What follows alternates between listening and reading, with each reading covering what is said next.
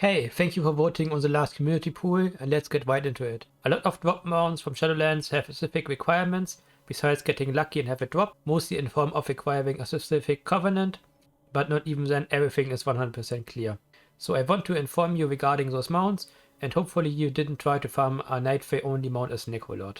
If you did farm a mount with specific requirements without meeting them, let me know in the comments. I will also mention that a couple mounts can be looted as low as level 50, however, almost every single mount has a hidden requirement to actually be level 60 to learn it, or you will get the message you can't do this right now. And I will mention every mount on the list has a daily cooldown, so only the first kill can drop the mount unless mentioned otherwise. As always, I can recommend getting the All Things add-on if you wish to have all the mount information presented in-game in a clear way. Starting with Necrolord, we have 4 mounts that have specific requirements.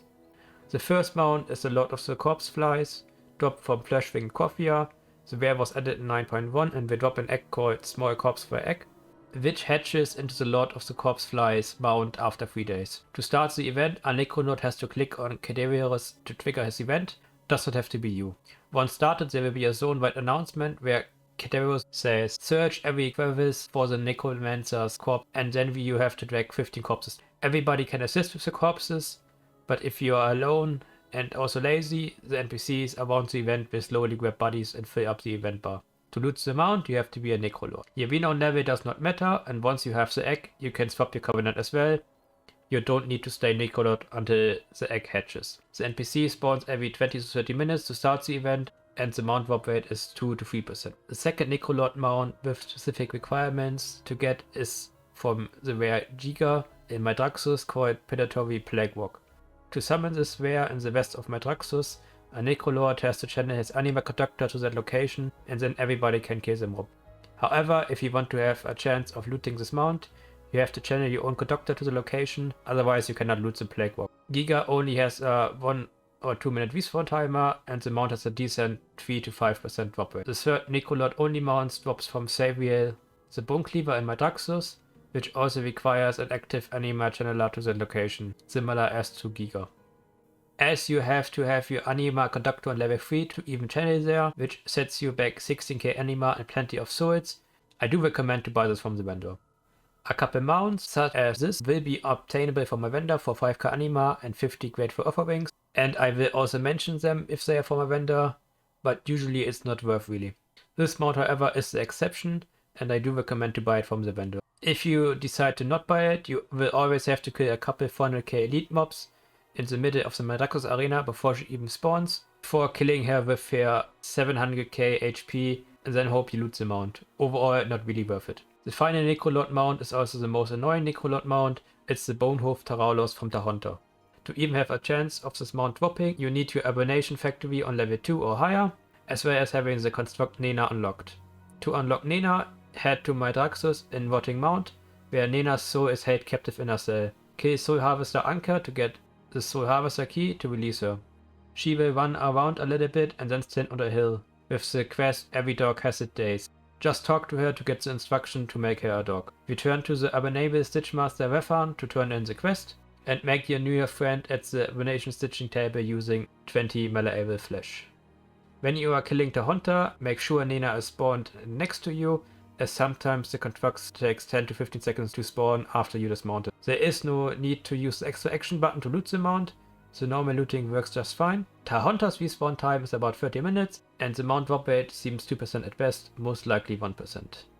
Kyrian as the second covenant is a quick one, as it only has 2 drop mounts, and all other Kyrian mounts have either a guaranteed reward from an achievement, or can be purchased by a vendor upon reaching things like renown 45. The fourth one, Aquilion, can be received from your first kill of the day of the Wild World Quaker in Coffia. To start spawning the boss, Kyrian has to speak to Popo, escort him for about 90 seconds, and at the end he will summon the Wild World Quaker. The rare does not drop the mount itself, but he drops an item called Intact Aquilion Core, which rewards the mount. Simply go to the Coffia hub and complete the quest by talking to Dios, and you will receive the mount. Respawn time of Popo is around 50 minutes, and the mount item has a 1 to 2% drop rate, no minimum renown level. Phalanx of Humility is the other Kyrian specific mount drop. It requires to have built the Anima Conductor level 1 or higher, and channel Anima to the Temple of Puberty for the treasure. Once there, look around for a bell, as it doesn't always spawn in the same location, and click on it to commune with it, which starts the puzzle. You are unable to use most abilities and have to navigate through the moving circuits on the floor without getting hit. If you get hit, you are thrown back to the beginning, but since 9.1 we can fly, so you just mount up on your flying mount and fly to the treasure directly. Drop rate is 1% for the mount, and you also receive 2 grateful offerings upon looting the treasure, which comes in handy as the mount has a second source buyable from a vendor for 5k anima and 100 offerings. So you can try to daily loot this mount from the treasure, and if you no longer feel trying to loot it, you can buy it from your Kyrian Quartermaster. Third Covenant is Nightfae and has 4 mounts that can drop. Summer Vidaling Harness is a drop from the Escaped Vidaling event in Korthia and is rewarded from the quest item called Vidaling Saddle. Similar to the Kyrian mount, it is also in quests that you complete in the Korthia hub by simply talking to an NPC, and that rewards you the mount. For the rare, a Nightfae has to click on the drums to start the event, and after 10 seconds the Escaped Vidaling appears. Upon reaching 10%, he will go friendly, and you can mount it to start a minigame and press the action button in the right moment for a couple of times. If you bind the button to the mouse wheel, you can scroll in the right moment and finish it in one cycle. Every event completion you also get a lockbox, but that box cannot contain the mount. Drop rate is 1 or 2%, and the event has a 20 to 30 minutes respawn time. The second mount is the Wild Glimmer for Prowler from either Venthyr the Unrelenting, or can be bought from Elvin and Heart of the Forest for 5000 anima and 75 grateful offerings. If you wish to kill Venthyr for the mount, a Nightfae player has to channel the level 3 anima conductor to Tirna's Scythe. Once that is done, there will be a sparkling anima seed, which upon clicking will spawn Venthyr, and as well as granting you an extra action button. Upon pressing the button while having Venthyr in target, it will remove his immunity shield and make an attackable. But compared to the Necrolord, any Nightfae player, channeling or not channeling, can loot the mount. Even players as low as level 50 can loot the mount, however they need level 60 to learn the mount. Drop rate is 1 or 2%, and the respawn timer is only a couple minutes. Queen's Conservatory, Nightfae Special Building, or Nightfae Garden as some people like to call it, is needed for the other 2 Nightfae Drop Mounts. I will keep it simple, as the garden is a bit confusing if you do it for the first time. The Awakener's Wound stack requires the garden at level 2 or higher, and 2 available seed spots. Fill the 2 purple cycles with a wild seed wood grain each, and then place a greater untamed spirit or divine untamed spirit into the middle circle. For the enchanted Awakener's Wound stack, it's similar, however this time we need 4 available seed spots, which is only available once the garden is level 5. Plant the wild seed wood grain 4 times and place a divine untamed spirit into the middle circle. After placing all the seeds, you can swap your covenant, the time will continue ticking down, and 3 days later real time you can harvest your rewards. The drop rate is decent with 10 to 20%.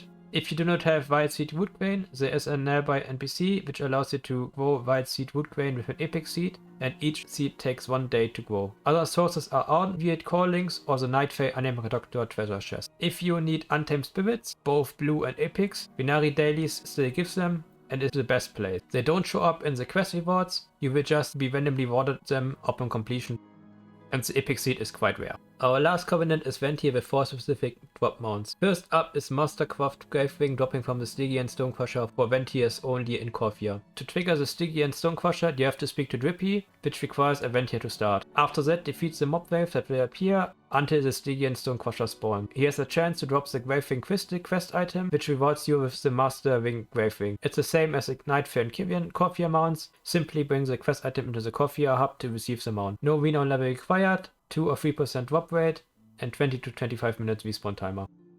Hope Crusher Gargon has a chance to drop from Hope Crusher near the Vampire's flight point in Ravendreth. After clicking the corpse in the middle of the Chalice district, a small event will play and the Hope Crusher spawns. He has 600k HP and casts Enrage, so he might be hard to solo for you. Any event here can loot the mount, even as a level 50, however as usual you have to be level 60 to learn it.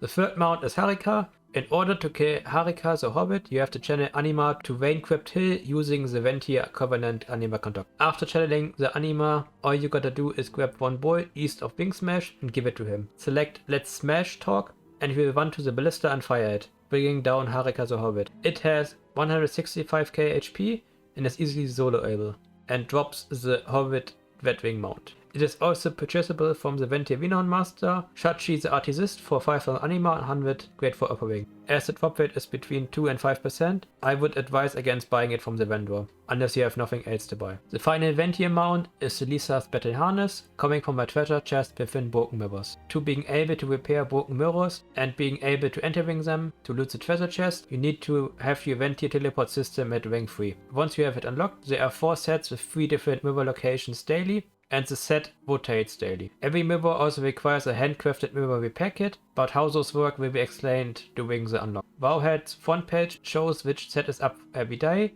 and their 3 mirror locations. And add-ons such as handy notes show them as well, given you already found one. One trick you can do, given you don't play your Venthyr character much, is after you looted your third and final broken mirror chest, lock out in the mirror. The next day, when the mirror world is changed, you can exit the mirror and see which set is up for the day, as you spawn right before a broken mirror. Overall, this is probably the most annoying mount to get, and even with 3 mirrors, it barely seems to have a 1% drop rate.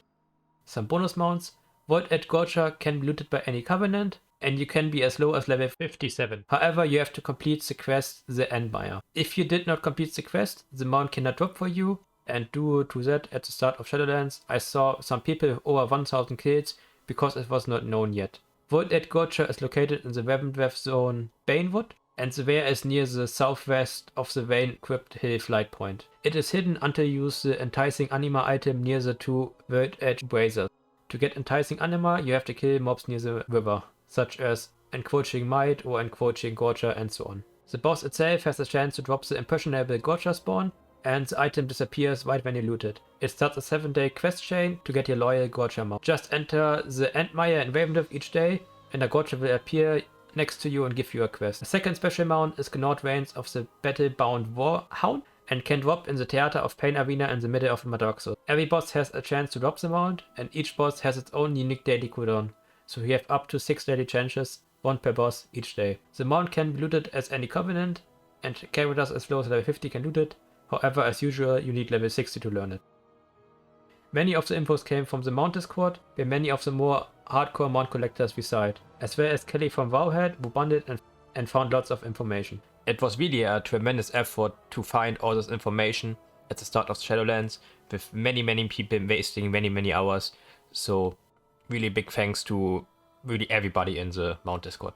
This video also took me the longest to make ever, closing into 15 hours. So if you have any critique, feedback, whatever, please leave a comment and let me know what I can do better or what I did great. Thank you for watching. If you liked my content, you can press like, subscribe, support me, whatever you like, and see you next time. Bye!